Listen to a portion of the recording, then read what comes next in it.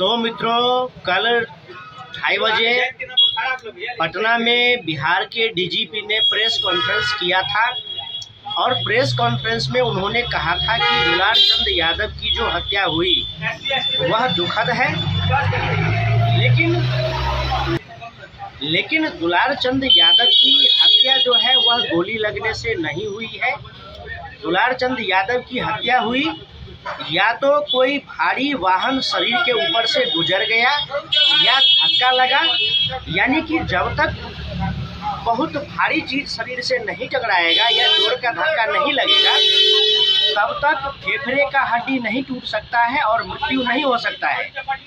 और जहां तक दुलारचंद यादव के परिजनों की ओर से आरोप लगाया गया था कि गोली मारकर हत्या कर दी गई है, तो पोस्टमार्टम रिपोर्ट में जो पोस्टमार्टम रिपोर्ट कैमरे की निगरानी में हुई उसमें कहीं भी गोली लगने से मृत्यु का कारण नहीं नजर आया, क्योंकि गोली जो लगा है वह पैर के निचले हिस्से में लगा है और मृत्यु हुआ फेफड़े के हड्डी टूट जाने से। तो अब जो बिहार के डीजीपी हैं उन्होंने प्रेस कॉन्फ्रेंस करके कहा कि दुलारचंद यादव की हत्या हुई या दुर्घटना है। क्योंकि अनंत सिंह की गाड़ी, क्योंकि अनंत सिंह का जो काफिला है प्रचार का वो, और दुलारचंद यादव का जो प्रचार का काफिला है वो, और जो पीयूष प्रियदर्शी है जो जन स्वराज का उम्मीदवार है, तो जब दोनों का काफिला आमने सामने था तो वहां पर पत्थरबाजी होना शुरू हो गया, डंडा चलना शुरू हो गया।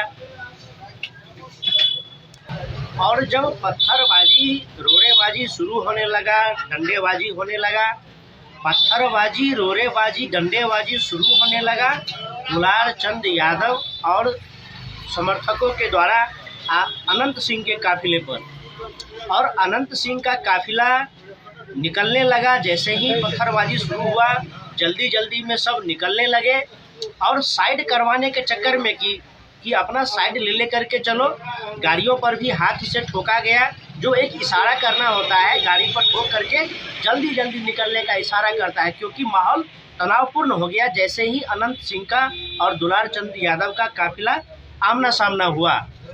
अब उस बीच में धक्का लगा या गिरने से, सड़क पर गिरने से फेफड़े की हड्डी टूट गई, यह अभी स्पष्ट नहीं हो पाया है।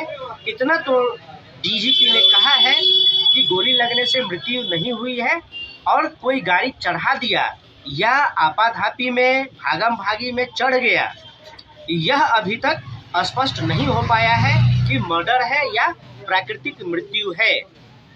लेकिन एफआईआर हुआ है, चुनाव का माहौल है और चुनाव आयोग को भी इसमें दिक्कतें होगी अगर बिहार में चुनाव के बीच में अगर कोई दंगा फसाद भड़कता है, कोई जातीय संघर्ष भड़कता है तो बाकी चुनाव भी प्रभावित होगा।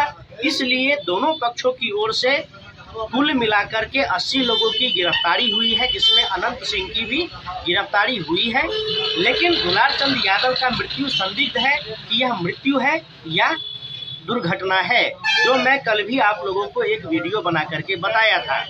तो मित्रों, आप लोग जानते हैं कि बहुत तरह के मीडिया चैनल भी होते हैं, बहुत तरह के नेता भी होते हैं, बहुत तरह के मीडिया चैनल, पत्रकार हैं जो राजद की ओर से काम करते हैं। तो जो राजद की ओर से पत्रकार काम करते हैं, पहले भी ऐसा देखा गया है कि वह अनंत सिंह के बारे में उल्टे सीधे लिखते रहते हैं कि अनंत सिंह इतना बड़ा क्रिमिनल है, अनंत सिंह ने इतना मर्डर किया है, अनंत सिंह को इतने केस हैं, इतने मुकदमे हैं, बाहुबली है। तो बाहुबली तो है, बाहुबली होना अपराधी होना नहीं होता है, बिहार में ऐसा प्रचारित किया जाता है।